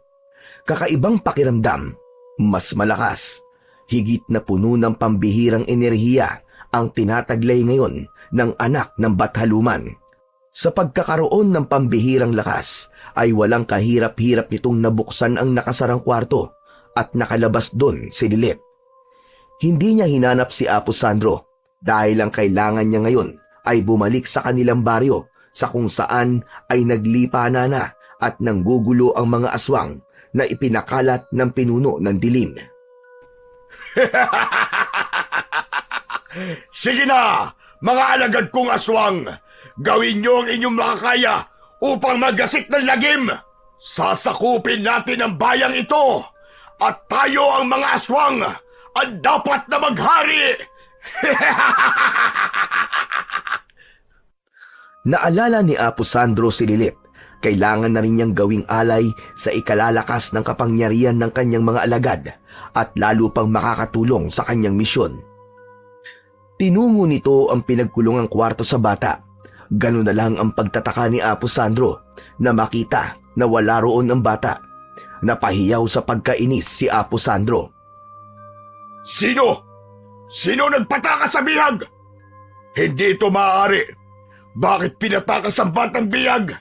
Magbabayad ang kung sino mang nagpatakas sa kanya! Biglang nagkaroon ng makapal na usok sa harapan ni Apo Sandro. Nagulat ang matandang lalaki, lalo na nang maging anyong tao ang usok at naging imahe ng isang magandang babae. Ako ang nagpatakas sa iyong bihag, Apo Sandro. Ikaw? Isa kang bathaluman! Oo, at anak ko ang batang binihag mo. Nagkamali ka ng batang ibig mong gawing alay. Ano ka mo? Anak mo si Lilet? Oo. Kaya hindi ako papayag na gamitin mo siya para sa iyong kasamaan. Kahit kailan, pakialamera ka! Karapatan ko yun upang protektahan ang anak ko. Sayang lang ang pagod mo, bathaluman. Dahil tsak na mangingibabaw ang kapangyarihan ng dilim, mas malakas at mahusay ang aking Panginoon! Huwag kang puro satsat, Apo Sandro. Gawin mo ang inyong makakaya at gagawin ko ang makakaya ko sa pamamagitan ng anak kong isinugo para ipaglaban ang kabutihan at kapayapaan. Nang makarating si Lilet sa kanilang baryo, ay totoong laganap na nga ang kasamaan. Nagkalat ang iba't ibang mga aswang. Ginagawa ng mga matatapang na kalalakihan ang kanilang makakaya upang labanan ang pag-atake ng mga kampon ng kadiliman. Ang mga kababaryo na dati simpleng mamamayan lamang ay kalaban na ng ibang residente. Sila man ay aswang na rin. Sila ang mga naging pasyente ni Apo Sandro na nasalinan ng pagiging aswang. Ang dami nila, pero hindi ako dapat mawala ng pag-asa. Kailangang harapin ko ang mga aswang para sa katahimikan ng baryo. Abi-kabila ang mga aswang na sumugod sa bata. Iba't ibang uri ang mga ito dahil tanging kamay ang armas na ginagamit ni Lilith laban sa mga kampo ng dilim, kaya inilihad niya ang kanyang kanang palad. Mula sa palad niya ay may lumabas na usok. Makapal na usok yun. Ang usok na pabilog sa palad ni Lilith ay naging solido. Naging matigas ito, kaya ito ang ginamit niya upang ihagis at ipukol sa grupo ng mga aswang. Wari isang uri yun ng bomba na sumasabog kapag tumatama sa mga aswang. Kaliwat kanan na ang ginagamit ni Lynette na palad upang makalikha ng usok na nagiging solido at sumasabog. Nakikita ng mga aswang ang nangyayari at kung paano sumabog ang kanilang mga kalahi. Subalit tila hindi natatakot ang mga ito. Laban kung laban, handa silang pumatay at mamatay dahil yun ang utos sa kanila ng kanilang pinuno na si Apo Sandro. Tila walang pagkaubos ang pagdating ng mga aswang. Sadyang napaghandaan ni Apo Sandro ang ganong pagsalakay. Kapag namamatay ang grupo ng mga aswang, ay may panibagong grupo ang lilitaw mula sa dilim. Maging ang lupa ay bumubuka upang magluwa ng iba't ibang elemento ng kadiliman. Maging ang iba't iba pang maligno ay sumama na at tumulong sa mga aswang upang labanan ang batang anak ng Bathaluman na sadyang isinugo upang pigilin ang pag-aasik ng kasamaan. Gamit ang lakas at kapangyarihang taglay ni Lilith, ay ginawa niya ang lahat upang lipulin ang iba't ibang elemento ng kadiliman. Samantala, nakarating kay Apo Sandro ang unti-unting pagkalagas ng kanyang mga alagad, sapagkat nakikita niya yon sa kanyang balintanaw, sa kanyang isipan. Lumaban kayo mga alagad ko! Huwag na huwag kayong papayag na magapi ng isang batang paslit lamang! Kaya niyo yan! Huwag mong maliitin ang kakayahan ng aking anak. Hindi maaaring maubos at malipol ang mga alagad ko! At saan ka pupunta, Apo Sandro? Kailangan ng tulong ng mga alagad ko! Alam ko yan. Subalit hindi mo sila maaaring puntahan. Hindi mo ko mahahadlangan, Bathaluman! At gusto mo talaga ako subukan. Sige, subukan mo lang silang puntahan at makikita mo ang hinahanap mo. Hinahamon mo ba ako, Bathaluman? Hindi, kundi binibigyan lang kita ng babala. Sino ka para pigilan ako? Gagawin ko kung ano ang aking gusto. Walang pumipigil sa'yo. Pero tandaan mo, hindi mo ako mapipigilan sa gagawin ko. Naglabas ng makapal na usok ang Bathaluman. Binalot ng usok si Apo Sandro. Nakulong ito sa loob ng usok. Sinabi ko na sa'yo, hindi mo maaaring puntahan ang mga kampon mo. Pabayaan mo silang lipulin ng aking anak upang matapos na ang kasamaan nyo at ganap na mapigilan ang inyong buktot na misyon. Samantala, sa bahay ni Lolo Poldo ay nababahala na rin ito. Hindi siya makalabas ng bahay dahil nga sa nangyayaring pagsalakay ng mga aswang. Wala rin siyang kakayahan upang makatulong sa mga kalalakihang humaharap sa mga halimaw, sanhi ng kanyang kalagayan.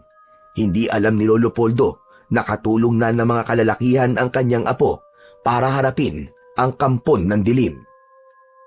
Nada naririto si Lilith para natutulungan ng mga kalalakihan sa pagharap sa mga aswang na yon. Huwag mo nang asahan ang batang yon, Poldo. Hindi na yon babalik pa. Siguro, may ginawa ka masama kay Lilith, ano? Umamin ka nga, Insyang. Anong ginawa mo sa aking apo? Bakit ko sasabihin sa'yo? Dapat ay ikaw na lamang ang nawala, Insyang. Dahil napakalaki na talaga ng ipinagbago mo. Tama ka, Poldo. Malaki na ang ipinagbago ko at ibang-iba na ako ngayon. Para matapos na rin ang pagtataka mo at hindi mo na ako sinusumbatan. Kailangang maging kaisa ka na rin namin. Sandali. Anong ibig mong sabihin, Insyang? Sa mismong harapan ni Lolo Poldo ay nagbago ang anyo ni Lola Insyang. Nangulubot ang muka, tumigas ang mahabang buhok, nagkulay dugo ang mga mata at tinubuan ng matutulis na pangil at kuko. Naging nakakakilabot at nakakapandiring aswang si Lola Insyang. Mula sa bibig nito ay tumutulo ang malagkit na laway. Ganun na lamang ang pagkasindak ng matandang lalaki sa naging pagbabago ng kanyang asawa. Ngayong alam mo na ang naging pagbabago ko, Poldo. Sabihin mo sa akin kung handa mo pa rin akong mahalin. Lumayo ka sa akin, halimaw ka! Huwag kang lumapit sa akin! Gusto ko ng yakap mo, Poldo. Halika, yakapin mo ako. Ano itong ginawa mo sa buhay mo, Insyang? Bakit ka pumayag na maging kampo ng kadiliman? Hindi ko rin ito gusto, Poldo. Dahil ito sa pagpapagamot ko kay Apo Sandro. Siya ang dahilan ng pagiging aswang ko. At kailangan, ikaw man ay maging kauri ko upang dalawa na tayo. Dapat magkasama tayo. Hindi. Ayoko maging aswang. Layuan mo ko! Layuan mo ko! Aatakihin na sana ni Lola Insyang na nasaan yung aswang si Lolo Poldo nang biglang dumating si Lilet. Tapos na ang pakikipagharap niya sa grupo ng mga kampon ng kadiliman. Wag mong sasaktan ang Lolo Poldo ko! Lilit! Amat at dumating ka! Huwag kang mag-alala, Lolo! Ako po ang bahala sa inyo! Bibigyan ko ng leksyon ng aswang na ito! Magagawa mo akong patayin, Lilet? Apo! Sino kang aswang ka? Ba't tinawag mo akong apo? Lilet! Siya ang Lola Insyang mo! Isa na pala siyang aswang! Ha? Hindi po ito totoo! Totoo, Apo! Isa ng kampo ng kadiliman ng iyong Lola! Galit ka sa kampo ng dilim, hindi ba? Sige, gamitin mo ang kapangyarihang taglay mo. Patayin mo ang Lola Insyang mo. Patayin mo ako! Hindi ko po kaya. Hindi ko kayang saktan at gawa ng masama si Lola Insyang. Kahit naging malupit siya sa akin. Nakatingin lang si Lilet sa kanyang Lola Insyang na isang ganap na aswang. Nasa puso naman ng bata ang awa para wag harapin at wag saktan ang kanyang lola. Ngunit sa kabilang banda, walang nararamdamang anumang habag si Lola Insyang para sa kanyang apo. Kaya bigla niyang hinawakan ang dalawang kamay nito na halos ibaon na ang mga kuko. Ngayon, wala ka ng kawala, bata ka. Nasa kamay mo ang iyong lakas, kaya hindi mo yan magagamit laban sa akin. Insyang! Bitiwan mo ang apo natin! Maawa ka kay Lilet! Wala akong nararamdamang awa sa kanya, Poldo. Ang tanging nararamdaman ko ngayon ay gantihan siya. Ayon sa naririnig kong utos ng aming punong si Apo Sandro. Lola Insyang! Pakawalan niyo po ako! Bitiwan niyo ako! Hindi, dahil ibabalik kita kay Apo Sandro. Kailangan ka niya, sapagkat dapat kang maging isang alay. Hindi mo gagawin yan, Insyang! Nakikiusap ako sa'yo! Pakawalan mo ang ating apo! Kahit anong sabihin mo, hindi ko yan maaaring gawin. Mas matimbang sa akin ang utos ni Apo Sandro. Ibabalik ko sa kanya si Lilet. Kung hindi man, titiyakin ko ang kanyang kamatayan upang hindi na siya maging hadlang pa sa misyon ng aking pinuno. Dahil nasa panganib na ang buhay ni Lilet, hindi yun hahayaan ng kanyang inang Bataluman. Kaya habang nababahala si Lolo Poldo sa kaligtasan ng kanyang apo, ay napuno ng usok ang lugar na kinaroroonan nila. Nagulat at nagtaka si Lolo Poldo. Ganon din si Lola Insyang na nasa anyo pa rin ng aswang. Hindi na yun ipinagtaka pa ni Lilet. May ideya na siya kung ano ang sanhi ng usok na biglang sumulpot. Aswang, huwag mo nang hanapin pa ang iyong pinunong si Apo Sandro. Wala siyang magagawa dahil sa pagkakataong ito ay bilanggo ko siya. At sino ka naman bigla na lang sumulpot dito? Nagpakilala ang Bataluman. Ipinabatid niya sa mga kaharap kung sino siya at kung ano ang kaugnayan niya kay Lilith. Hindi naman makapaniwala si Lolo Poldo na isang napakagandang Bataluman pala ang ina ng batang kanilang inalagaan. Ikaw pala ang ina nitong aking apo. Opo, Lolo. At labis-labis ang aking pasasalamat sa ginawa niyong pag-aalaga sa kanya. Habang abala sa pag-uusap sina Lolo Poldo at ang Bataluman, ay inatake ni Lola Insyang si Lilith. Napasigaw ang bata na umagaw ng atensyon dahil hindi kayang sabayan ni Lilith ang ginagawa ni Lola Insyang na nasa katauhan ng aswang. Kaya kumilos na ang Bataluman upang pigilan ang masamang plano nito sa bata. Ibinuka ng Bataluman ang palad at mula roon ay lumabas ang kakaibang liwanag. Tumawa ito kay Lola Insyang. Nabitiwan nito si Lilith. Nangisay ang aswang at umusok ang katawan hanggang sa mawalan ito ng malay. Saka unti-unting nagbalik ang tunay na anyo nito sa katauhan ni Lola Insyang. Anong ginawa mo sa Lola Insyang ko, Ina? Pinatay mo siya! Insyang! Asawa ko! Huwag kayong mag-alala. Hindi pa siya patay. Nawalan lang siya ng malay. Isa pa, hindi ko magagawang patayin ang taong mahalaga sa aking anak. Nilapitan ni Lolo Poldo si Lola Insyang. Niyakap ito. Tama ang Bataluman. Hindi pa ito patay. Bagkus ay nawalan lang ito ng malay. Lilith, anak, kailangan sumama ka sa akin. Babalikan natin si Apo Sandro. Para saan po, Ina? Ikaw lamang ang maaaring magpasya para sa kanya. Ang katapusan niya ay nakasalalay sa iyong mga kamay. Sumama si Lilith sa kanyang ina. Sa lugar naman ni Apo Sandro ay inabutan nilang nakakulong ito sa gitna ng makapal na usok at nagpupumilit na kumawala. Salamat naman at nagbalik ka na, Bataluman. At kasama mo pa ang batang yan. Na aking anak, isang batang Bataluman. Bakit mo pa siya isinama? Sapagkat siya lamang ang may kakayahang tapusin ka, Apo Sandro. Hindi mo na siya dapat isinama. Anak, ikaw na ang bahala sa kanya. Lilith, maawa ka. Huwag mong ituloy ang anumang nasa isip mo. Magbabago na ako. Pinapangako ko yan. Hindi ako naniniwala dahil alam kong manloloko ka, mapanlin lang at ginawa mo na yun sa akin. Kaya dapat sa nilalang na kagaya mo, hindi na binubuhay pa. Hindi tama ang ginagawa mong paghahasik ng kasamaan. Kailangan mawala ka na. Itinaas ni Lilith ang kanyang dalawang kamay. Ibinuka niya ang kanyang mga palad. Saka biglang ikiniyum yun. Sa pagkakayukom ng mga palad ay kasabay noon ang tila nasasakal na si Apo Sandro. Hawak niya ang kanyang leeg. Mas malakas na ang taglay na kapangyarihan ni Lilith dahil yun sa inang Bataluman. Sa pagkalagot ng hininga ni Apo Sandro ay naglaho na rin ang usok na naging bilangguan niya. Sa isa pang senyas ni Lilith ay ganap nang naglaho si Apo Sandro. Tapos na ang tungkulin ko, anak. Kailangan ko nang bumalik sa aking mundo.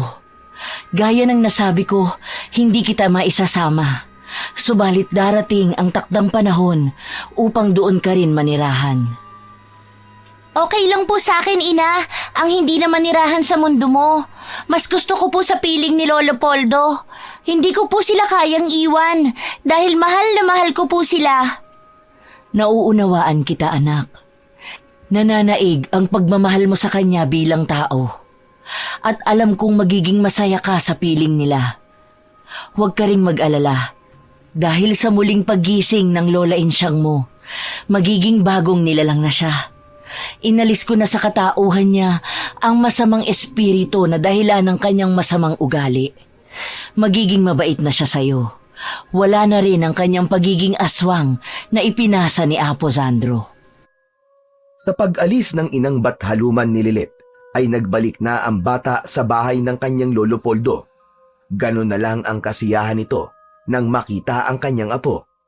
dahil inakala ng matanda na hindi na nila makakasama pa ulit si Lilet. Dahil sa kasabikang nararamdaman, nilapitan ni Lolo Poldo ang apo at niyakap ng mahigpit. Salamat at hindi mo kami iniwan, Apo. Akala ko sumama ka na sa iyong ina. Hindi po. Ayoko kayong iwan, Lolo. Dahil mahal na mahal ko po kayo ni Lola Insyang. Nasaan po pala siya? Samantala, nagkamalay na si Lola Insyang, isang bagong Lola Insyang. Narito ako, Apo. Ano bang nangyari? Parang napakahaba yata na naging tulog ko Nagkaroon ako ng masamang panaginip na may mga gustong sumalbahe sa iyo, Apo. Ay, salamat na lang at nakaligtas ka. Nagtataka na nakatingin si Lolo Poldo sa kanyang asawa. Ibang-iba na ang aura ni Lola Insyang. Makikita sa mukha nito ang tila pagbabago. Napatingin si Lolo Poldo kay Lilet. Humindat ang bata. Nauunawaan naman yun ng kanyang Lolo Poldo. Alam niya na nagbago ang lahat sa tulong ng inang Bathaluman ni Lilet. Sa kabila ng mga pagbabagong nangyayari sa buhay ni Lilet at sa baryo, iisa lang ang hindi magbabago. Yun ay ang pamamalagi ng kakayahan at kapangyarihan niya bilang isang batang Bathaluman para panatilihin ang kapayapaan at katahimikan laban sa mga elemento ng kasamaan. Tayo ang pumipili ng ating magiging buhay, kaya piliin natin ang makapagbibigay ng pakinabang at tulong sa iba, kesa ang maging suliranin at umakay sa ibang tao tungo sa kanilang kapahamakan. At dito po nagtatapos ang ating kwento. Sana po ang kwentong ito ay maging aral sa ating lahat at sa mga nais gumawa ng kasamaan laban sa kabutihan.